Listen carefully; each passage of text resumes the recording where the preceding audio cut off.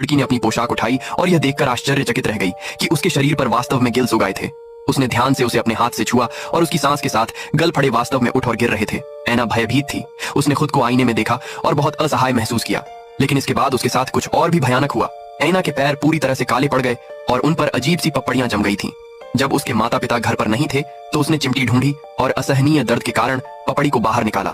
लेकिन यह बहुत दर्दनाक था। वह असहाय होकर अपने पैरों पर मारने लगी, लेकिन वह बुरे सपने से छुटकारा नहीं पा सकी। जल्द ही ऐना पूरी तरह से टूट गई। वह रसोई में गई, रसोई का चाकू उठाया और बिना किसी हिचकिचाहट के अपनी कलाई काट ली। जैसे ही खून बाहर निकला, ऐना धीरे धीरे बेहोश हो गई। जब वह दोबारा उठी तो उसने पाया कि उसके घाव ठीक हो गए थे। उसके पैर पूरी तरह से एक साथ जुड़ गए थे और हरी काली मछली की पूंछ में बदल गए थे। ऐना ने बहुत संघर्ष किया, लेकिन अब वह खड़ी नहीं हो सकती थी। हताशा में उसने बाथटब में चढ़ने के लिए अपनी पूरी ताकत लगा दी। जब उसका शरीर पानी से भीग गया तो उसे एक ऐसा आनंद महसूस हुआ जो उसने पहले कभी महसूस नहीं किया था। धीरे धीरे ऐना पूरी तरह शांत हो गई।